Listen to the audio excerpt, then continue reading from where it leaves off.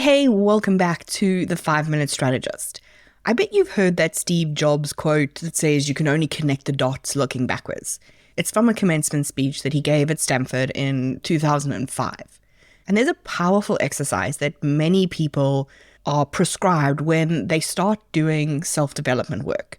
And that is to look back and map out the major points in your life to see the path that all those moments have brought you on. For example, for me, I can see that as difficult as I found it to be in Hong Kong, as much as it feels to me like an end point for my career in banking, had I not had that opportunity, I would never have got the travel bug as hard as I did if I hadn't been in this central spot in Asia that made it so easy. And I would never have found the courage to leave this traditional banking path were I not in that much pain. So for me, Hong Kong is this dot that connects the old life to the new life.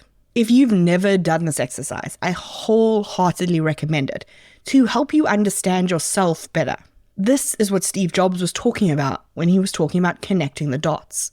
But somehow, whenever I talk about connecting the dots in your business, everyone hauls out the Steve Jobs quote. Personal reflection is not the same as connecting the dots in your business. Your job as CEO is to see those connections and the impact they have on your decisions and your plans looking forward. That is what it means to be strategic. Think about it this way. If you haven't connected your marketing with your sales strategy, you could land up creating a bunch of leads who don't convert into customers. If you have an offer suite that hasn't listened to any customer feedback that you've got, you could find yourself with an offer that the market doesn't want. So each piece of your strategy has to be strong on its own. It needs to stand on its own. It needs to play its part. But it also has to complement and enhance the rest of the pieces. When all these parts of the strategy are woven together, they create this solid foundation for your business. So for example, if you have a really good content marketing strategy, that drives SEO. SEO drives search. That creates more visibility. But then this visibility gives your brand more credibility, which in turn gets you more customers and boosts their loyalty to you because you're seen as this expert. And then when your customer-facing part of your business not only does amazing things to support your existing customers, which generates referrals and helps with retention, it also gives you the data you need to feed into your offer suite so that your offers evolve in line with what the market and your customers need and want. This is not a toe bones connected to the foot bones connected to the leg bone situation. These connections are not linear. You need to picture this as this web of connection. Everything is connected to everything else. When you can understand that no piece of your strategy can exist in isolation, that's when you really start to create strategies for sustainable growth. You want this cross-pollination of ideas and processes and practices so that each strategy is amazing on its own, but also the overall strategy that connects all of these pieces is optimized. So where you have this web of connection, where you hit one dot, it's going to create a ripple from other dots in your business.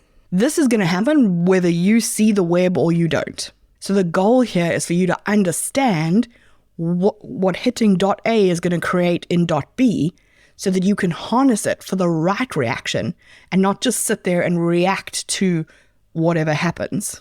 So every part of your strategy needs to consider every other part of your strategy, and every part of your business needs to consider every other part of your business with every decision and every move that you make. This is how you avoid heading down a path, chasing an idea, only to realize you've accidentally broken another part of your business. And now you need to slow down and go back and try and fix it, and that's going to cost you money and time, or even worse, you realize it was completely the wrong move, and now you have to go back to square one, and you've wasted all that time and effort. So where you have this more strategic approach, where you're thinking not just about goals, but about how do I get everything to work together, from my team to my processes to my marketing campaign to my sales strategy. That is what being strategic looks like. And if you are the only person in your business, or you only have a small team and you might not have a marketing person and a salesperson and a head of HR and a COO, that doesn't mean that you're exempt from needing to think this. It means you have to consciously think Okay, I'm thinking about doing this marketing move.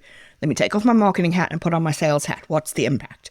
Let me take off my sales hat. Let me put on my finance hat. What's the impact? Everything has to stay connected, even if it's only you. And yes, this takes work. Nobody said strategy was easy. It takes work and it takes practice until it becomes just a natural way of thinking about your business. But the reward for this work is that you get a business that is greater than the sum of the parts, right? We create that 2 + 2 = 7. So if you can spot and work these connections, you're going to go much faster and much further towards your goals than if you just try to focus on one element at a time. So how are you factoring in this interconnectedness of your business to your strategy, to your decisions, to your actions? Essentially, how are you connecting the dots looking forward?